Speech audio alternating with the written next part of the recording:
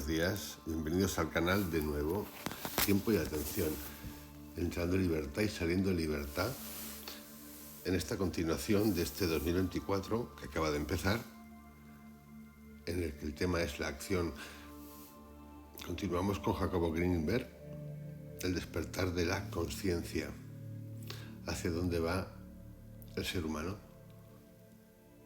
En esencia, en tiempos turbulentos, de cuestionamiento, que ya vienen de atrás, que se repiten en el ciclo de la vida durante mucho tiempo, que a veces cuando ocurren grandes crisis, como son guerras, pandemias, cosas de este tipo, crisis económicas universales, el ser humano tiende, dentro de lo popular, que es lo común, interpreta como tiempos de grandes cambios. A veces los cambios y las crisis no los acabamos de entender. Nos cuenta Jacobo Greenberg que una nueva cultura está por aparecer sobre el planeta. Originales, sabias y fructíferas ideas serán implantadas sobre suelo virgen, dando lugar a difusión y expansión de las mismas. Muchos, al oír estas palabras, podemos quedar un poco sorprendidos, perplejos. Yo en el fondo, o en esencia, más que en fondo, en esencia, pienso que es así.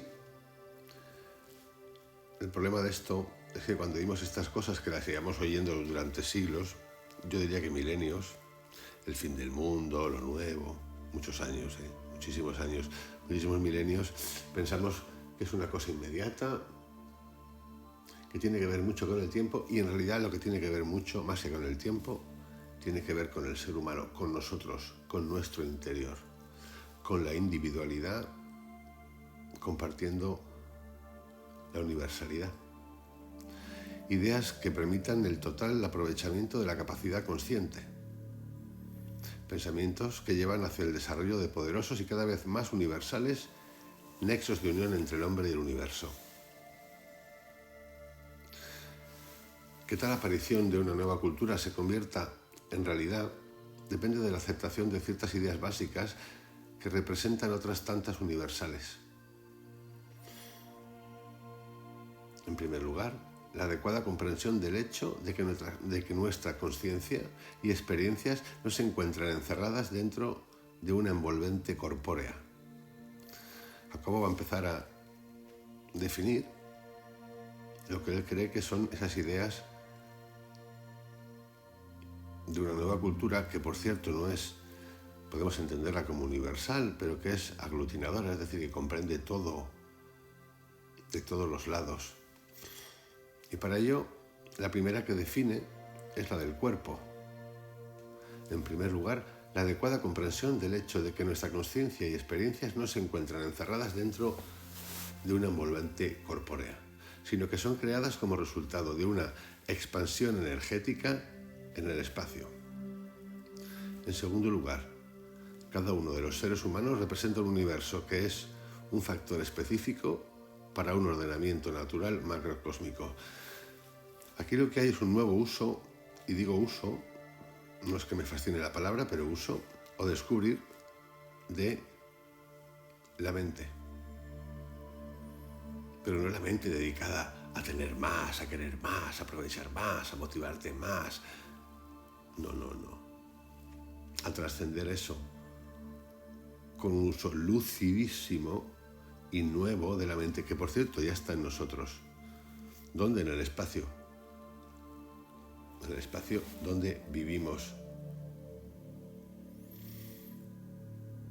El reconocimiento, en segundo lugar, de que cada uno de los seres humanos representa un universo, es decir, lo que llamaríamos el reino de Dios está en ti.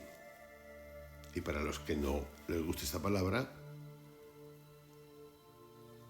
podemos utilizar todo está en ti. Con esto último, continuó Jacobo, quiero decir que nuestra capacidad expansiva es provocada por la actividad cerebral, lo que a su vez responde y se ve afectada por patrones naturales que van desde el hombre hasta un particular y única ordenación de los astros, constelaciones, galaxias, etc., que forman el universo. La percepción y la consciencia surgen como resultado de la interacción de dos campos de energía.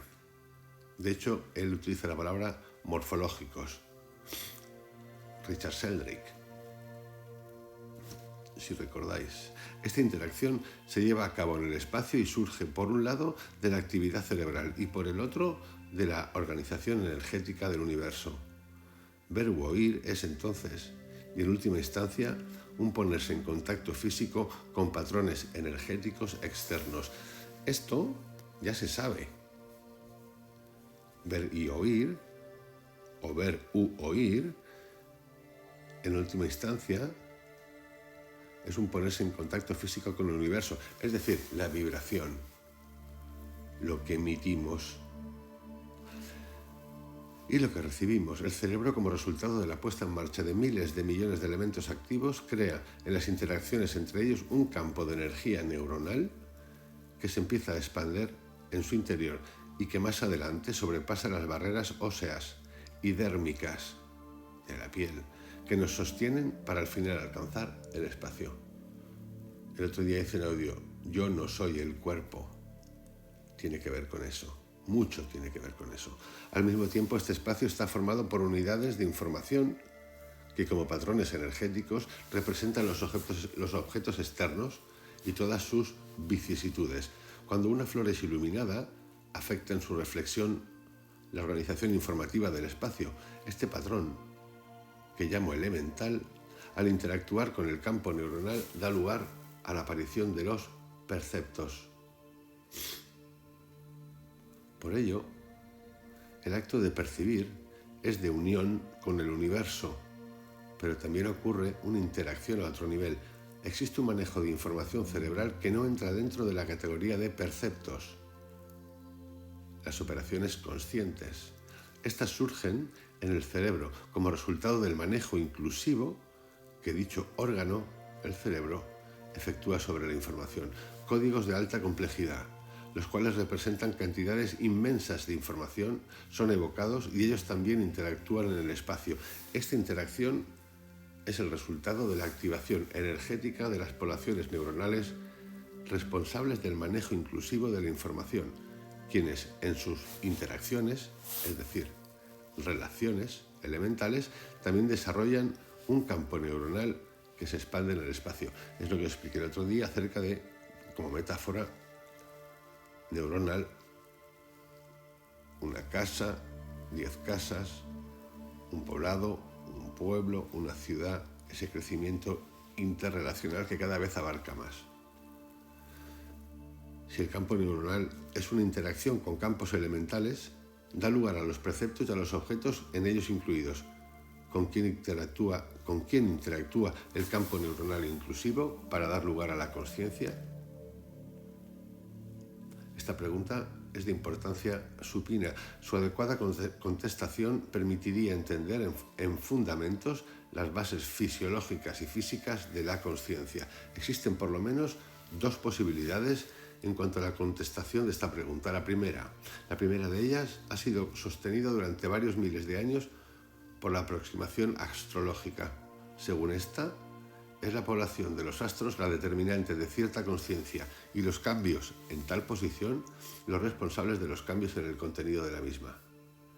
De acuerdo con esta concepción, el estado consciente es una manifestación humana del estado de acontecimientos que tienen lugar a nivel cósmico. Repito, de acuerdo con esta concepción, el estado consciente es una manifestación humana del estado de acontecimientos que tienen lugar en el nivel cósmico. Es decir, nosotros representamos lo que está ocurriendo a nivel cósmico. La segunda posibilidad es que la consciencia surge como resultado de las interacciones entre cantidades significativas de campos neuronales, dando lugar a un campo multineuronal global. Este campo multineuronal global, en contacto con un campo neuronal individual, daría lugar a la consciencia también individual.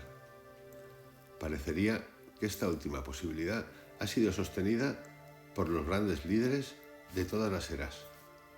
De acuerdo con ella, el conjunto de cerebros interactuantes es la base de la consciencia. Esto, por ejemplo, es Carl Jung, la consciencia colectiva que llaman. Es probable que ambas posibilidades sean ciertas, aunque en diferentes niveles. Para aquel ser que se ha sensibilizado suficientemente y que por tanto ha sido sometido a un proceso de purificación y liberación total, ¿liberación de qué? De estructuras de conocimiento que se repiten, su consciencia será el resultado de una interacción directa entre su campo neuronal y el campo resultante de la posición, distribución de elementos cósmicos. En cambio, para el hombre que no ha alcanzado tal grado de expansión, su consciencia se determinará por el campo multineuronal global. Otros niveles de consciencia son concebibles como interacción del campo neuronal con campos neuronales cada vez menos complejos, hasta que a cierto nivel la consciencia pierde su carácter humano para convertirse en animal o incluso en vegetal. De lo anterior se concluye que ni la experiencia, la consciencia o el pensamiento a ningún nivel son privados. Contenidos de experiencia, como lo son las emociones, están incluidos ciertamente en la condición de falta de privacidad. Por tanto, si nos expandemos en el espacio, somos también determinadores de la organización del mismo. La vieja idea cabalística según la cual nuestros pensamientos son elementos básicos determinantes de la marcha del universo tendría aquí su expresión fisiológica. Retornando a la probable aparición de una nueva cultura y o civilización asentada sobre las dos bases mencionadas al principio, podemos prever que sería una civilización capaz de manejar sus interacciones con el universo. Yo aquí os pediría un ejercicio de parada, que sea solamente de comprensión o de tratar de entender esto que está diciendo Jacobo y de no proyectarnos ya en esa civilización única que queremos todos ya, porque estamos buscando y que deseamos que sea inmediata. Unidad con diversidad, diría yo. No todos iguales, mismo color, misma piel, mismos pensamientos, no. Unidad en diversidad. Y sí, a diferentes niveles de los que estamos ahora. Cada uno de sus miembros se sabría en contacto con un cierto nivel de armonía universal y esto permitiría lograr un aprendizaje soberbio acerca de lo último. Al mismo tiempo, el hombre se olvidaría de las luchas intestinas, celos y guerras. En cambio, concentraría su energía en lograr una expansión consciente. Yo lo que me gusta entender de esto, y que se repite en muchos otros autores, es el hecho de que no es su cuerpo, de que efectivamente estamos aquí para entender un montón de cosas y para trascender lo que es el sacrificio, el dolor. Y esto, bien entendido, tiene que ver con las luchas intestinas, personales, externas, físicas, con las emociones, el comprender las emociones, trascender las emociones. ¿Con qué es el cambio?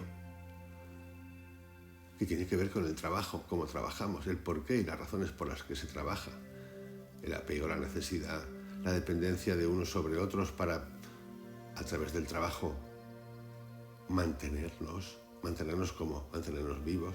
Sí, yo creo que hemos de, en ese paquete civilizatorio del que habla Jacobo, trascender lo que entendemos por trabajo. Estamos todo el día buscando salidas. El trabajo nos consume. Y nos consume en todos los sentidos, y lo digo con todo el respeto del mundo. Pero nos consume físicamente, nos consume mentalmente, sí, también porque nosotros estamos mentalmente en eso, esa conciencia del por qué quiero hacer eso, pero esto es tan real. Porque es impuesto.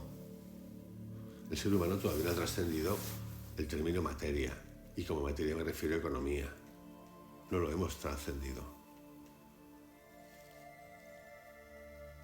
Un sentimiento de confianza y de participación consciente en la marcha del universo animaría a los habitantes de tal civilización.